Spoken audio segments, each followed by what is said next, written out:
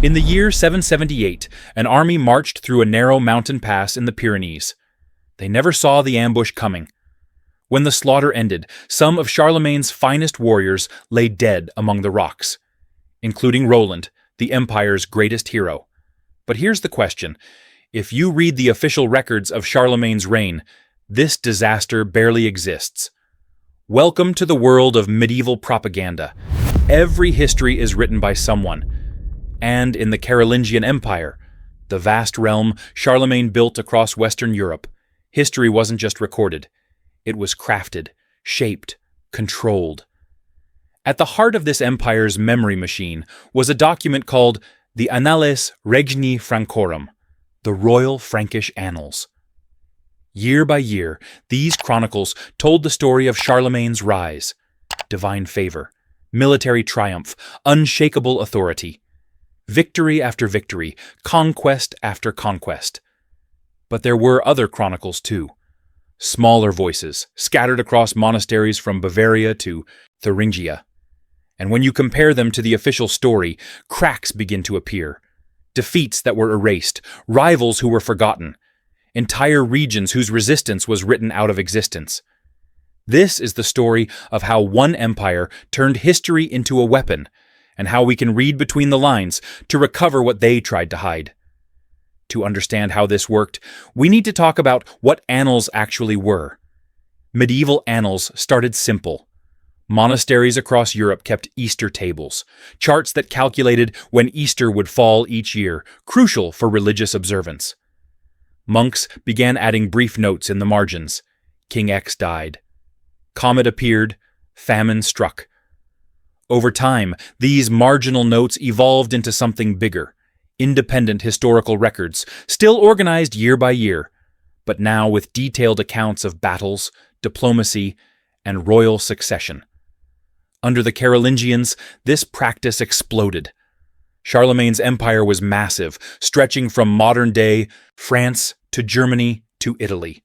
Monasteries in every corner copied, updated, and adapted these annals. They became a living, breathing network of historical memory.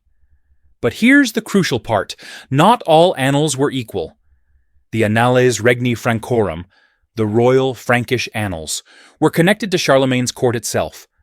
Compiled near his royal chancellery, they were the official version of events. Polished, coherent, and laser-focused on one message. Charlemagne ruled with divine blessing, and his victories proved it. These weren't lies exactly, but they were carefully selective truths. And that selection had consequences. Open the Royal Frankish Annals, and you'll find an empire that never stumbles. Saxony rebels, Charlemagne crushes them. The Lombards resist, he conquers Italy and becomes their king. The Avars threaten the frontier. Their treasure is seized, their power shattered. Every military campaign ends in triumph. Every diplomatic negotiation favors the Franks. When enemies submit, it's because they recognize Charlemagne's righteousness. When they resist, they're obliterated as proof of God's judgment. Even setbacks are framed as victories. Take the Roncevaux Pass disaster in 778, the ambush that killed Roland and shattered Charlemagne's rearguard. It should have been a catastrophic failure. But in the royal annals, it's barely mentioned, a single sentence. No shame, no consequences, no lingering questions. Why? Because the annals weren't just recording history. They were building a narrative, a story of unstoppable destiny. This was propaganda in its purest form. Not crude lies, but carefully curated truth. The kind that shapes how future generations remember the past. The kind that turns a ruthless conqueror into a divinely chosen emperor. And it worked. For centuries, historians took these annals at face value. Charlemagne's legend grew, unchallenged. But what if we dig deeper?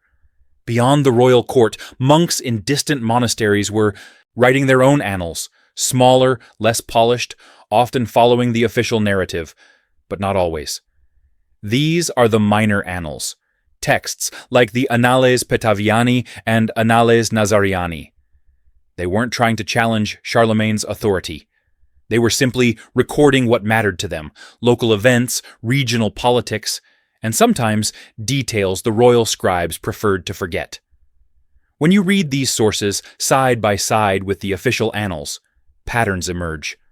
First, competing memories of the dynasty itself. The Annales Petaviani preserve something the royal annals ignore: references to other possible heirs, other branches of the Carolingian family. Charlemagne wasn't the only option. There were rivals, cousins, competing claims to legitimacy. But the official story erased them. In the royal annals, Charlemagne's path to power looks inevitable. In the Minor Annals, you can still see the shadow of the road not taken. Second, harsher truths about royal justice. The Annales Nazariani describe conspiracies, brutal punishments, and noble families who resisted Charlemagne's rule, especially in Thuringia.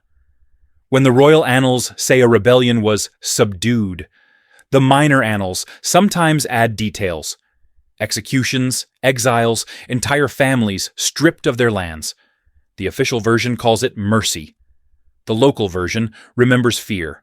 And then there's Bavaria. In the late 8th century, Bavaria was semi-independent, ruled by Duke Tassilo III. He was Charlemagne's cousin, technically a vassal, but in practice, his own man. The Royal Frankish Annals tell this story simply: Tassilo broke his oath. He conspired with Charlemagne's enemies.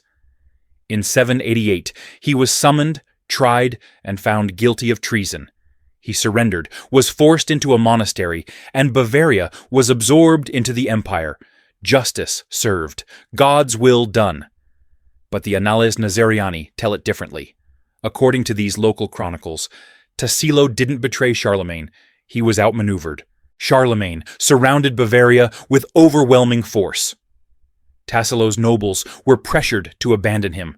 He had no choice but to submit, not because he was guilty, but because resistance meant annihilation. The royal annals frame it as treason punished. The Minor Annals frame it as conquest disguised as law. And here's what's haunting.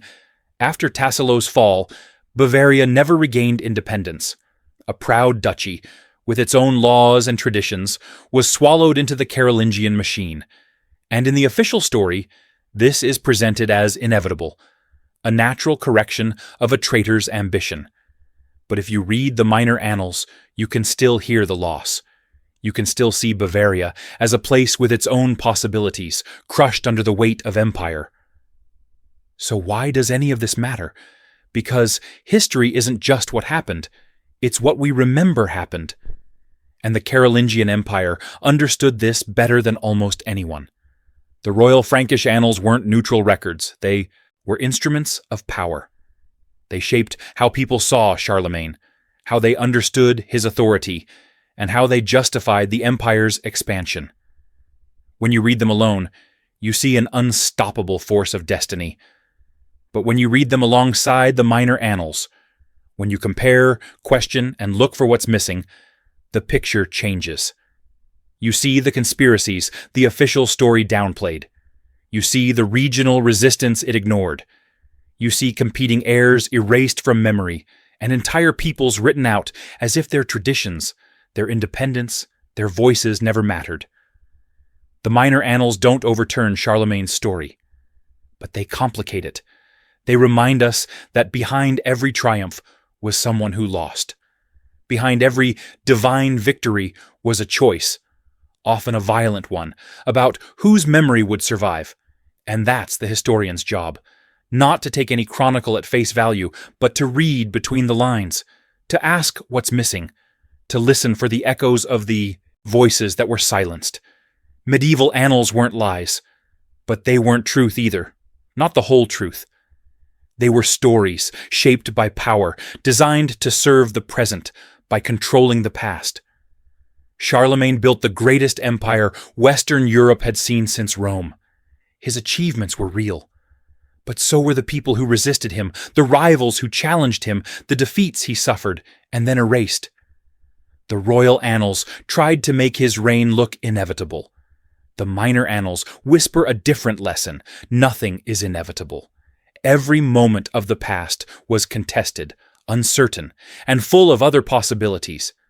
And if we want to understand history, really understand it, we have to be willing to hear both versions.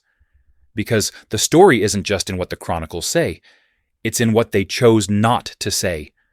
The echoes of those silences still shape how we see the past today.